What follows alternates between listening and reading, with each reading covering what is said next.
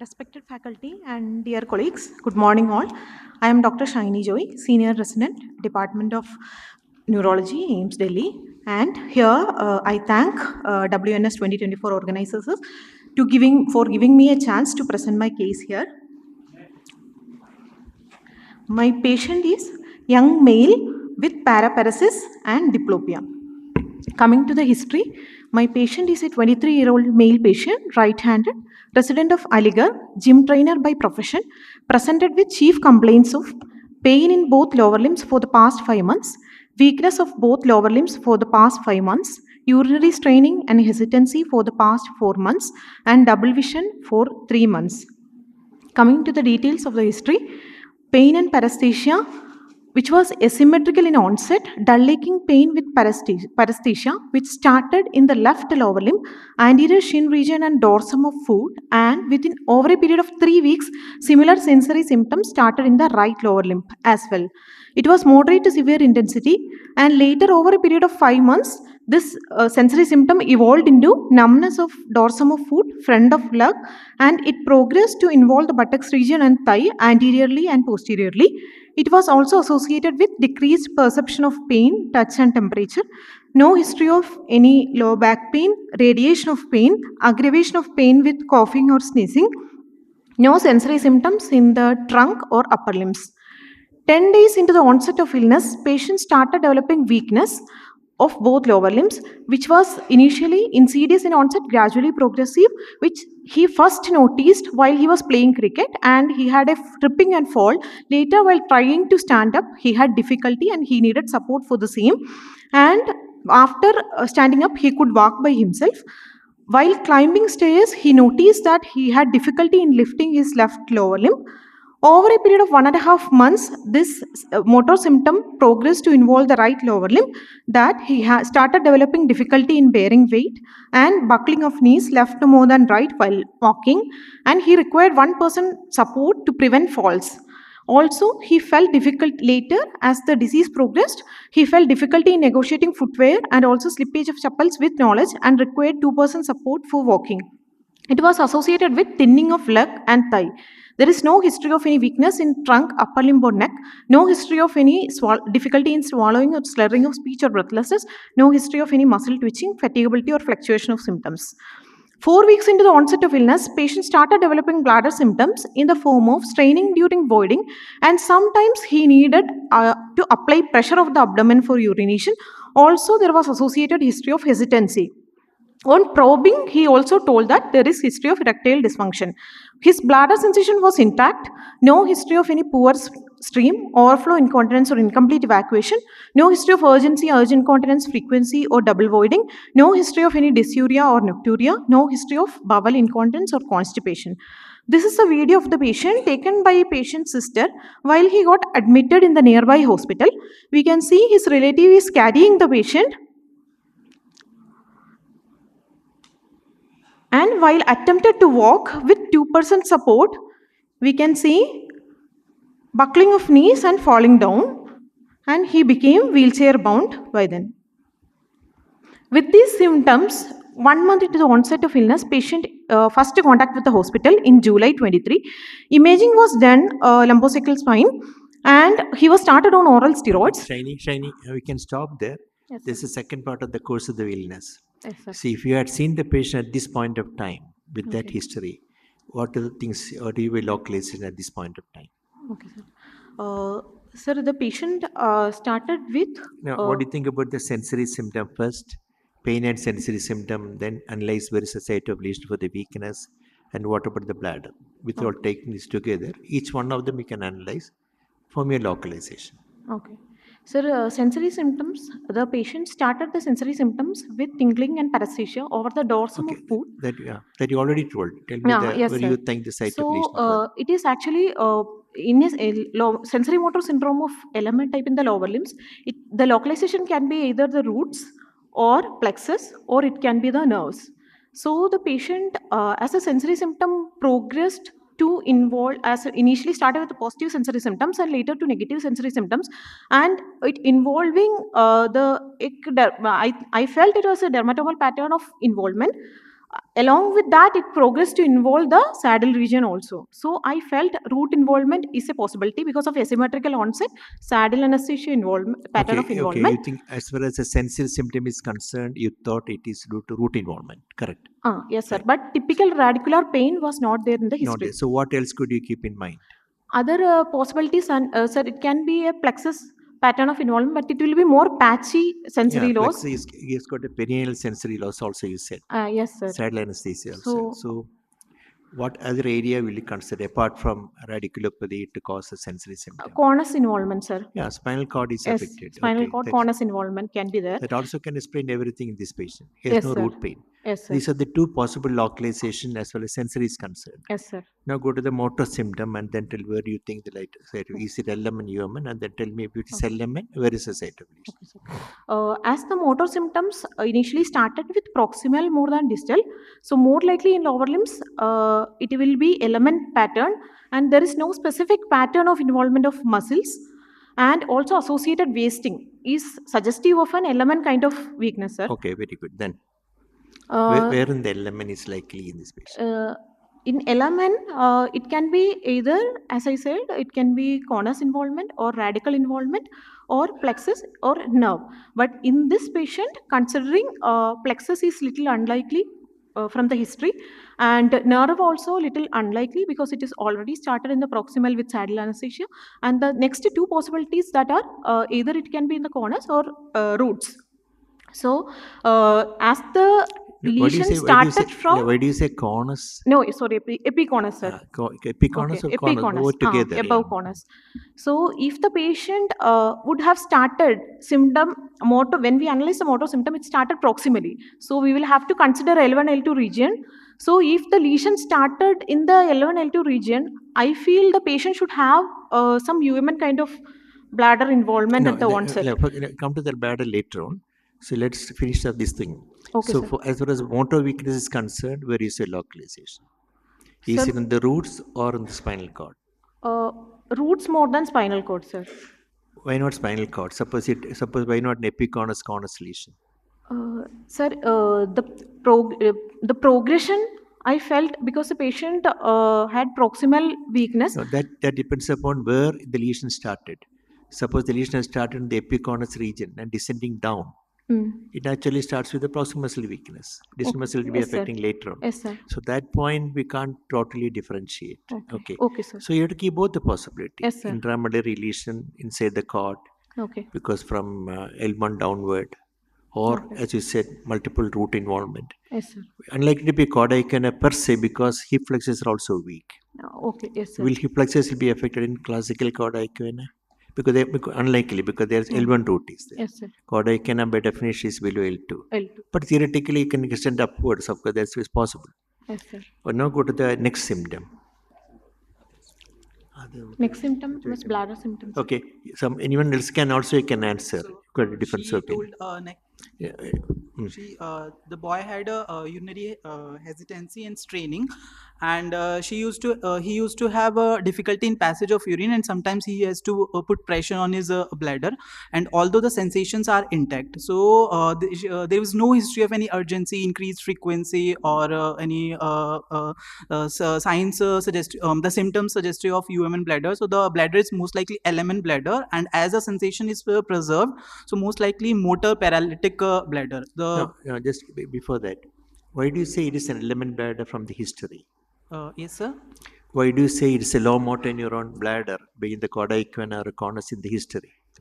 Why not UML bladder produce the same symptom? Because there is no history of any increased frequency of urine, urgency, and okay, that may not be there all the time. Can a human bladder produce present with hesitancy in mixation? yes, sir. Detrusor sphincter If so, dyssynergy is there. what is where is the site of lesion and what is the mechanism producing hesitancy in human bladder?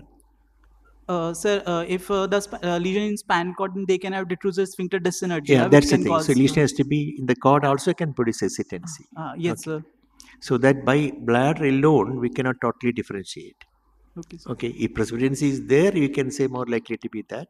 Otherwise, we can't be. But taking the other features into consideration, as you said, more likely to be a cauda equina or a lower spinal cord conoscopy. That's agreed with you.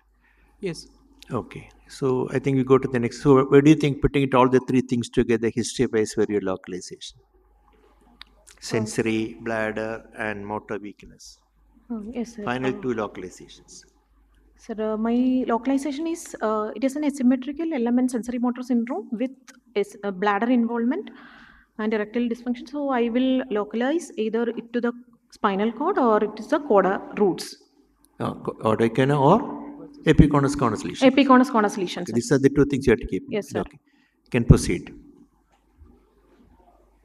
And this is the first contact. Imaging was done and he was prescribed oral steroids. With that, he had partial recovery that he was able to walk without any support. Over a period of 4 weeks, while he was on steroid, he started developing new symptoms as headache and vomiting. And this headache was holocranial headache, mild to moderate intensity, dull aching headache with early morning aggravations, and associated projectile vomitings. There is no history of any blurring of vision, diplopia, no history of altered sensorium or seizures, for which he consulted the same hospital and they have stopped the steroids. And later, while tapering of steroids, the headache has improved, but he started developing worsening of weakness and new symptom diplopia. This double vision and drooping, which was gradually progressive, binocular, there was horizontal separation of images, and the maximum separation was while looking at near objects and towards the left gaze, and this was associated with drooping of right eyelid, and the sister also noticed that outward deviation of the right eye. After 2 weeks, similar drooping also happened in the left eye. Negative history, there is no history of any abnormal head position noticed, no history of any diminution of vision, facial numbness, or angle of mouth deviation, dysarthria, dysphagia, no history of associated headache, no history of diurnal fluctuation or fatigability. And the course. No, I can Dr. Shivam, Shivam, why do you think, how do you analyze that particular symptomatology? you can put that slide. So, Headache and then diplopia. Dr. so Shaini, patient has most Shane, you likely can put the slide put on. that slide, please. right third nerve palsy he has developed. Can slide you little more louder? Keep the mic towards you. This one. So patient has started developing headache with double vision, and mostly from the history it looks like there's involvement of the right third nerve and similar symptoms progressing into the left eye after 2 weeks. So it's mostly third nerve palsy with headache. So that So you think it's a bilateral third now, right? yes, sir, bilateral third nerve. Right for the more than the left side. Okay, right. Then what do you explain the headache and vomiting? Sorry. He had also one more symptom, no, headache and vomiting. So there's maybe signs of indicate a raised intracranial pressure. It could be a regional clearance or diffuse meningitis itself can produce headache and vomiting. So that's the thing. So you think it's a bilateral third nerve involvement? Where could be the possible site for the bilateral third nerve? Is it intraaxial or extraaxial? It looks like more of extra axial. There are no other long tract signs or selective tract signs to suggest there's intraaxial lesion. Okay, right. That sounds possible. No, can it be nuclear third nerve involvement bilaterally producing both third nerve involvement? It can be nuclear because usually ptosis, there's single nucleus, so ptosis is usually bilaterally that is seen. But yeah, it hasn't come simultaneously. There's first right, then there's left. The sequential Okay, involvement. it's very unlikely to be nuclear third Nuclear. nerve involvement because one nerve then followed by the other involved. So one ptosis followed by other ptosis will not occur with the nuclear third nerve. Why? Which is a nucleus supplying that elevated purple superioris. So Caudal LPS nucleus. Caudal central nucleus. So only one One nucleus. nucleus. Yes. So if it is a nuclear third nerve, ptosis should have occurred Simultaneously. Bilateral and simultaneous. So one followed by the other means it cannot be nuclear third nuclear. nerve. It has to be individual one nerve followed by the The other. other. So localization is most likely outside because of the absence of long track signs. That is perfectly fine. So go to the next one. Next report. With these symptoms, he again admitted to a hospital where CSF analysis was done, following which he was started on IV methylprednisolone pulse therapy for 5 days, followed by oral steroids. He had significant improvement in power and also there was significant improvement in his diplopia, almost became normal. In October, he was on tapering of the oral steroids. He again had recurrence of symptoms and again got admitted for reanalysis, and CSF repeat analysis was done. And again, as the patient had worsening of symptom, they started oral steroids, and with steroid sparing agent, this time azathioprine. And as they tapered the steroids and he was in azathioprine, in November, he again developed worsening of weakness and hence referred to our center. When he came to our center, he had numbness of both lower limbs, weakness of both lower limbs, bladder symptoms, and drooping of both eyelids. And this was the drooping of eyelid he had when he got admitted. There is no history of any autonomic symptoms other than bladder symptoms, no history of any constitutional symptoms, no history of significant weight loss or loss of appetite. Past history, personal history, and family history not significant, no history of any chronic disease in family, no history of contact with tuberculosis. Summary: this is a 23-year-old male without any comorbidities, presenting with insidious and asymmetrical onset, gradually progressive lower motor neuron sensory motor paraparesis, predominantly proximal with muscle wasting, preceded by radicular sensory symptoms and bladder involvement, along with history of bilateral third cranial nerve palsy without other cranial nerve, cognitive, extrapyramidal, cerebellar, or constitutional symptoms, with partial response to steroids and currently dependent for his activities of daily living. This course of events just wanted to show on tapering steroid he had worsening of weakness. And the symptom analysis we have already I think discussed. that can keep that slide. Yes. So okay. So ultimately, where is your localization and possible etiology you will consider in that from the history? Sir, Single site or multiple site? If multiple site, which are the sites? Sir, it is multifocal disease, sir. Right. Because cranial nerves also involved along with the spinal nerve roots. Okay. So the localization can be Spinal either nerve roots or lower spinal cord? or Okay. spinal cord. Yes, sir. Spinal So, cord with the so third two sites cranial are nerve. involved. Yes, sir. Partially responding to steroid also. Yes, sir. So what do you see? What is the likely etiology in this patient? Sir, I felt it can be the meningeal involvement. It can occur both in brain as well as in the spine. Correct. So meningeal involvement or Some infiltration. diffuse meningeal disease. Okay. Oh, meningeal Which disease. may be infective, inflammatory, infective, Yes, sir. infective, non-inflammatory, inflammatory, non-infective, or infiltrative, whatever it is. Yes, That is sir. one possibility. What else? Next possibility is infiltrative diseases, sir. Infiltrative diseases that can infiltrate cranial nerves as well as the spinal nerves Okay. or roots. Right. And inflammatory disease can itself cause cord syndrome as well, sir. Right. So what are it what are can the be- conditions broadly you keep in mind? Etiologically, what are the things you have in mind from the history? Etiologically, in infective, we kept tuberculosis as the first possibility Right. because he had arachnoiditis. That's all along right. with- yes, sir. Just tell me the tuberculosis is one, which Yes, can put a tuberculosis. multifocal disease. Yes, What sir. else? Other infections, other rare infections like Lyme disease, brucella, already kept. And along with that, second is inflammatory disease because he had partial response to steroid all the time.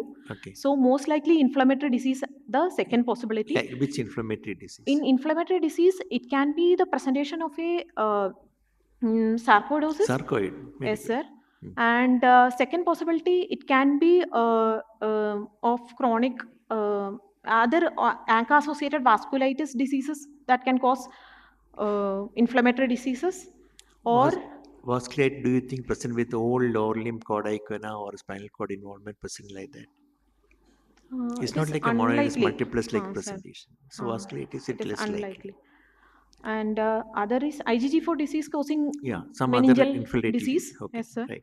IgG4 disease, so some other neoplasm like Yes, carcinomatous sir. meningitis. Okay. And in malignancy, we considered carcinomatous meningitis, or it can be lymphoma. Yeah, okay, right, good.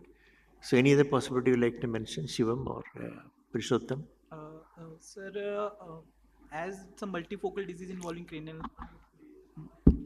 So it's a multifocal disease involving both cranial nerve and this lower roots. And the progressive disease, a variant of CIDP, we can kept like He had presented with meningoencephalitic symptoms. For example, he has got a headache, vomiting. That do you think with CADP? no. So put it back to which meningoencephalitis can present like meningoencephalitis, present with the radicular symptoms or a lower spinal cord symptoms and multiple cranial involvement. Because initially symptoms are on the form of roots and radicals, and then as she told, neoplastic carcinomatous meningitis and infiltrative disorders That of course we can mentioned. One more possibility in inflammatory we can think of is Rosoy-Dorfman disease, which presents Yeah, similar that's to another. It's just like a sarcoid disease. Great. What else? Then GFAP encephalomyelitis can present with multifocal responding to steroid. Similarly, MOG can present More like than good, yes. encephalitis, like presenting. Keep that also rarely because they responded to steroid. Right possibilities. Now I think we'll go to the examination. In examination, the patient is conscious, alert, vitals were stable, no postal drop in BP, there was no pallor, icterus, cyanosis, clubbing, generalized lymph node enlargement or edema, systemic examination was normal, no organomegaly, and in cranial nerves, second cranial nerve, visual acuity was 6 by 6 partial bilaterally, and visual field by normal by confrontation method, and fundus showed no papilledema. In 346 examination, patient bilateral complete ptosis was present, extraocular movements were appeared full, and there was binocular diplopia present in extreme gazes in right side, especially when looking at right and up, suggestive of a right superior rectus involvement, and pupil were dilated and sluggish reaction to light. Saccades and pursuit normal, rest of the cranial nerve was normal, and motor examination, bulk, upper limb was completely normal, lower limb, thigh and leg wasting was there, and hypotonia of both lower limbs present, and in power, right side it was proximally 4 minus by 5 and distally 4 plus by 5, and in the left it is flexion extension 4 minus and adduction was 3 and abduction was 2, and in the distal it was 4 by 5. Coming to reflexes, upper limb reflexes were 2 plus, lower limb there was A reflexia and plantar was flexor, abdominal reflex and anal reflex were intact. Upper limb coordination was normal, no involuntary movement. He was walking with 1% support when he got admitted. Sensory examination, pain, touch, temperature, there was 30% loss in bilateral lower limbs below the level of knee, and saddle anesthesia there was asymmetry present left more than right. Vibration and position sense were intact bilaterally. Autonomic nervous system, no postural hypotension, no peripheral nerve thickening, no mental signs, and skull and spine normal. After examination, we confirmed bilateral complete ptosis, extreme gaze diplopia with pupillary involvement, asymmetrical lower limb wasting and weakness, areflexia with flexor plantar, and saddle anesthesia with Roshni, dermatomal go sensory. back to the slide, examination slide. The diplopia part, first one. Yeah. Now you said binocular diplopia present in extreme case. Yes, sir. Yes, sir. So what is your interpretation for that? Sir, actually, with the steroid intake, No, forget about the steroid. Okay. What is that? What is causing that binocular diplopia in extreme case? Sir, that can be any subtle involvement, misalignment of the in muscles. Which muscle? Which muscle? In actually, he had maximum separation of the images when he was looking at right and up. It was suggestive for either in the right superior rectus or left. No. Extreme diplopia in extreme lateral gaze, you say. Yes, sir. Okay, lateral gaze. Yes, sir. So if lateral gaze is producing diplopia, Abduction, lateral rectus. Medial rectus, if it is yeah, it could be medial rectus or lateral rectus. which side? She's thinking both sides. He's having. Can one eye alone produce that thing? Yes. On Maybe the- medial if the- lateral rectus of one eye can also produce the same thing. If it's both lateral rectus also can produce the same thing. Both medial rectus also can produce the same thing. You got the point? Yes, sir. Diplopia in either direction, no? Extreme lateral case. So how do you know which muscle is affected in this patient on bedside examination? Sir, bedside examination, first we can see whether it is a horizontal separation or vertical separation. No, forget about the vertical. We are not talking about any vertical mover weakness. Here it's only talking about the horizontal extreme diplopia and looking to the lateral direction. No vertical diplopia. So talk about horizontal diplopia alone. Sir, extreme lateral gaze, if the patient is looking towards the right side, it can Now be. I'll reframe the question another this way. How do you know it is not the medial rectus or the lateral rectus? That's a simple question. Okay. So, sir, looking at near vision or distant vision, Yeah, that's we can one see. point. Yes, sir. Okay, Maximum separation that of the point you are images. not mentioned here. Ah. So what other bedside test can you do differentiate between the two? Sir, cover test. Yeah. Cover Cover test. uncover test. Cover But have you uncover done test. that Yes, here? sir. No, it is not done. Ah. Okay, that can differentiate whether it's a due to medial rectus or lateral rectus. Yes, sir. Okay. You know what is cover uncover test? Yes, sir. What is alternate cover test for? Cover uncover test for mild heterotropia. Mild, yes, sir. Alternate for heterophoria, masked squint. So that we can differentiate the two. Okay. Since the dilated pupil is there, more likely it's the medial rectus is the one which is the culprit. Okay. Okay. Now go to the next slide. Okay, right. Next one.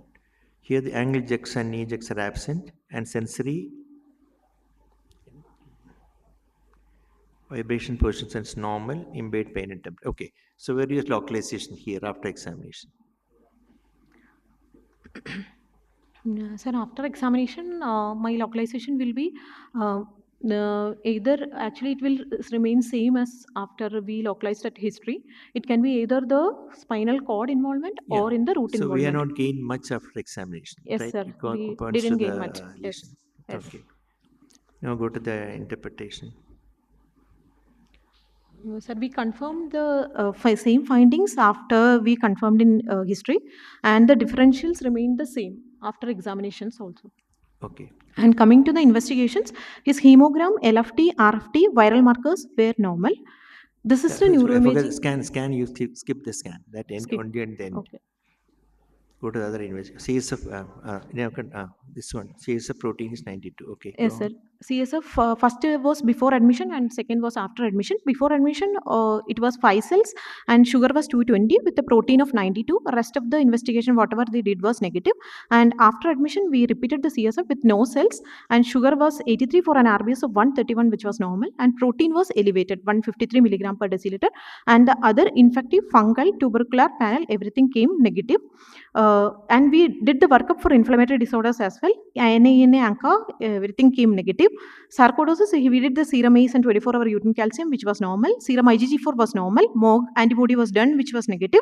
And the rest of the infective panel was negative, like including Lyme, Brucella, and tumor markers were negative. We thought maybe the patient can have, as the investigations came negative, some infiltrative diseases, and we did bone marrow as well for the patient, and it came negative, no malignant cells in bone marrow, and anti-GQ1B antibody was borderline positive. Okay. So why can't be anti-GQ90 positive in this patient? The antibody came as positive. Sir, maybe because initially when the patient presented, he presented with What is the ophthalmoplegia. thing against anti-GQ1B It is body not an antibodies? acute syndrome, sir. Acute ophthalmoparesis with That can present acutely also. maybe chronic. Uh, They can also respond to steroid. uh, Patient has ophthalmoplegia. yes, sir. Patient has got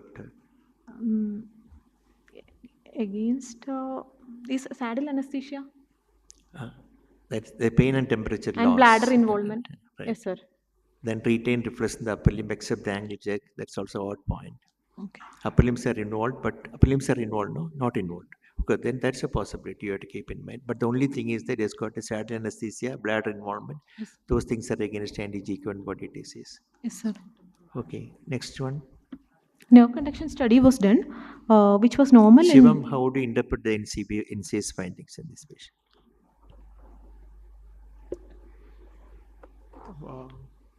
Look at the peroneal amplitude, CMAP amplitude, right and left. And left tibial also slightly less compared to the right side. Right tibial is 10.1, left tibial is 5.9. But CMAP amplitude decreased in both conperoneal, correct? Yes, sir. Okay, go to the next slide. Upper limbs normal. There is a sensory, no? Yes, sir. This is sensory, sir. This motor is in this. Okay. Sensory, okay. Median, okay. Next slide. FAV is slowed normal. Say if sural is decreased. No? Sural potential is decreased. Okay, so Shivam, what is the interpretation regarding the electrophysiological data in this patient? There's some difference in CMAP Go back to amplitude. the first slide.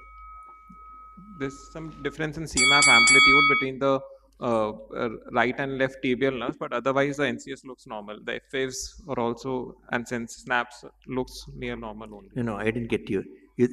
What did you say? CMAP is CMAP decreased. amplitudes in between the left and the right tibial nerve, there's some difference. Decreased. Decreased in So the left. what is your interpretation? Where is the site of lesion for that?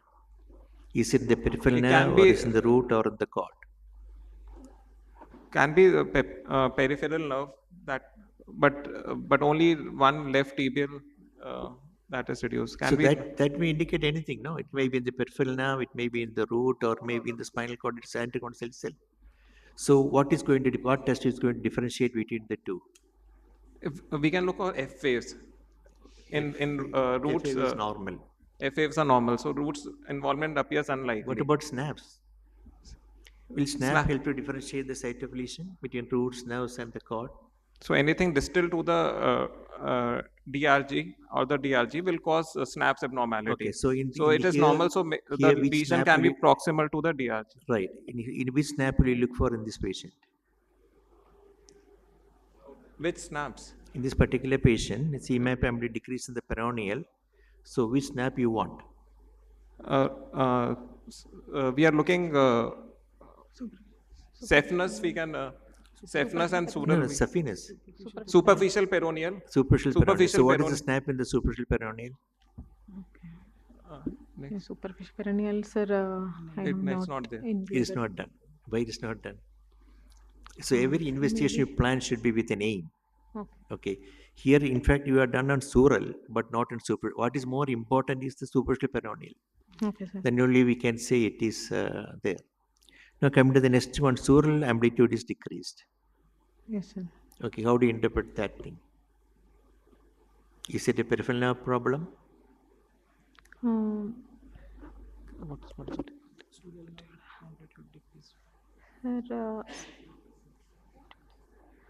Sir, amplitude. Sorry. I mistook. I read the first one. No, sural amplitude is normal.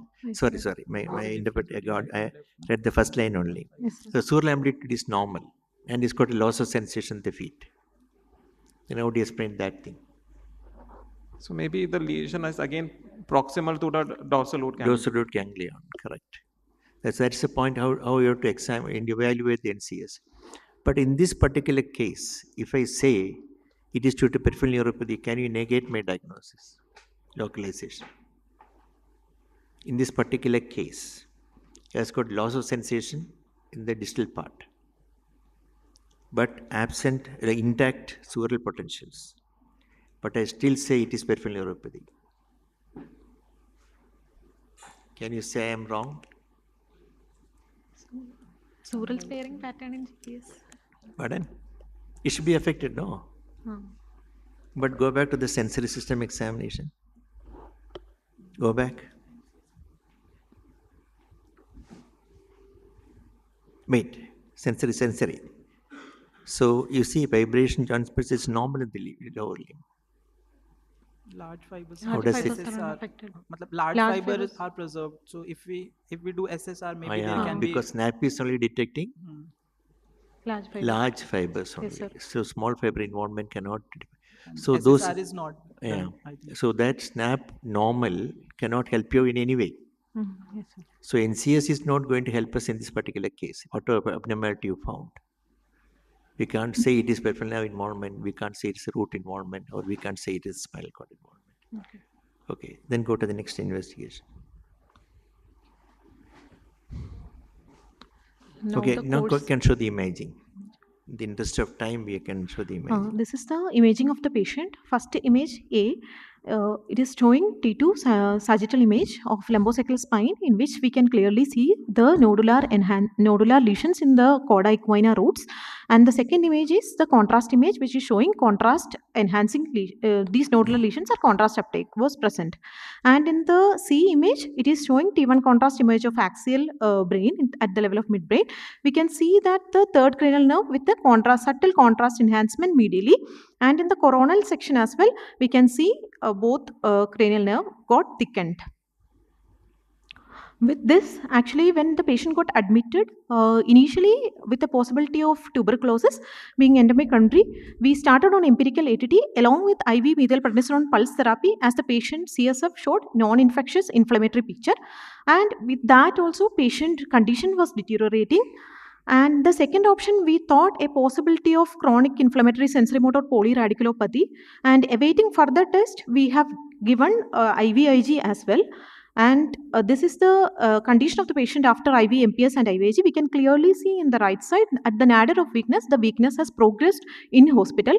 It became power became 2/5, and sensory symptoms started appearing in the upper limbs. and following which, despite our best medical efforts, patient condition was deteriorating, and hence we actually took a step to go ahead with lumbar root biopsy. We convinced the neurosurgeons, and after taking a proper consent from the patient, we have done the nerve root biopsy for this patient from the L4 root. And this is the picture A and picture B are showing magnified images 200 times and 400 times of H&E staining. In that, we can clearly see epineural, perineural, and endoneural infiltration with lymphocytes, and the C image is the leukocyte specific common antigen, which is for the hematopoietic stem cell lineage, and D, E, and F are CD20. Go a little faster, no? Only Oh, one okay, time. sir. And this is a possibility of primary neurolymphomatosis, diffuse large B-cell lymphoma, post-germinal center type. And the treatment, we have given 6 cycles of chemotherapy, and the long-term plan is allogenic hematopoietic stem cell transplantation. This is a video of the patient after 6 cycles of chemotherapy, and we can clearly see the power in the lower limb. Power became, he became completely asymptomatic, and Okay, he is thank able you, to Shiny. walk. Thank you for a nice case and presentation. Sorry, I have to stop short because we have to go to the next case. Dr. So, Shivam? Shivam, little faster. Okay, presentation. You have only 15 minutes left.